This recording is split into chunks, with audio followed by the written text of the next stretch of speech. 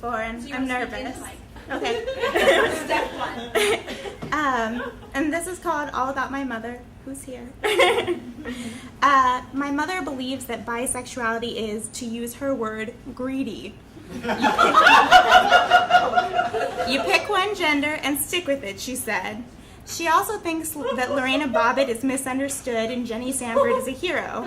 And once, when she found me watching an episode of Friends, she told me, "Real life isn't like that, Marni, people hopping into one another's beds." The thing of it is, she believes this stuff. And she imparts these words of wisdom with the air of one bestowing a great gift. "I'm your mother," she'll say, as if that seals the deal. Some of her most enduring pronouncements are on the delicate topic of mother-daughter relations. "I'm your mother, not your friend," she likes to declare. And then, on other occasions, she'll announce, "I'm the best friend you'll ever have." I'm your mother. My mother is also fond of telling me, "The whole world's crazy, Marni, except me and you. And frankly, I'm not so sure about you." Logic, it would seem, has no place in her world. And it's in spite, or maybe because of this, that I find her so utterly charming, so completely and truly lovable. My mother was born in Camden, New Jersey in 1955. My grandparents named her Debbie rather than Deborah because, after all, everyone would end up calling her Debbie anyway. This sort of practicality suits my mother, who is nothing if not level-headed. My grandfather says she came out of the womb reciting the Gettysburg Address. I actually sort of believe it.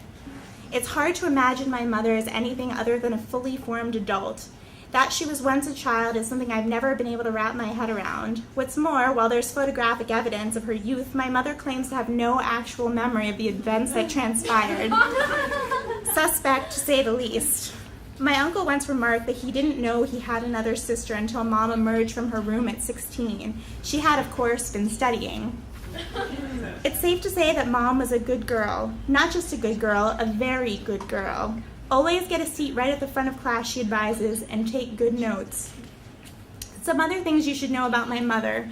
Number 1, while she has many stereotypical Jewish mom traits, she's not a fan of physical affection. In fact, hugging is anathema to her. She will flinch if you attempt to embrace her, which, of course, I do as often as possible. 2, I've still never used a tampon because at an early age, Mom impressed upon me the very likely possibility of toxic shock syndrome. The Mayo Clinic staff describes TSS as rare, but then again, doesn't Mother know best? 3, she's as close to a Christian Scientist as one can possibly be while still practicing Judaism. I can recall an occasion in high school in which she gave me half an extra-strength Tylenol tablet to quell a fever. The recommended dose was 2 pills. Moreover, I wasn't allowed to take aspirin until I was 21.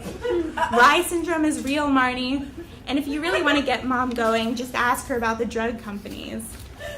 4, and yet, despite the aforementioned aversion to medication, Mom is a frustrated physician. She wanted to be a doctor, but was never able to screw up the courage to apply to med school. These days, she acts out her fantasies by diagnosing friends and family and watching copious amounts of House. Since USA started playing the reruns, House has replaced Law & Order as the go-to television program in the Grossman family. It's a constant refrain. Isn't there a house on? And the thing is, there always is.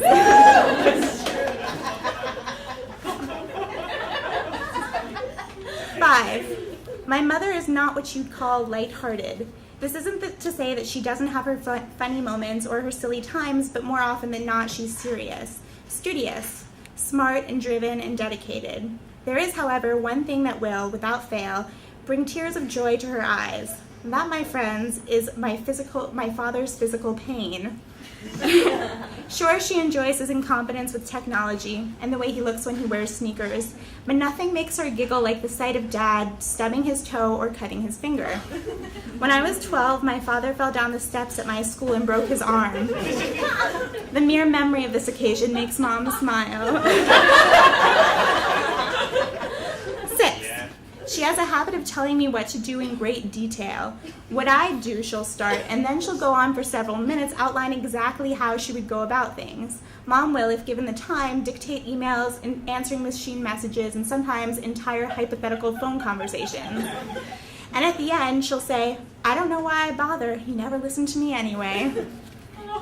7, if you cross me or my sister, hurt us in any way, shape, or form, your relationship with my mother is over. Ice in the winter, she'll say. That's what they'll get from me.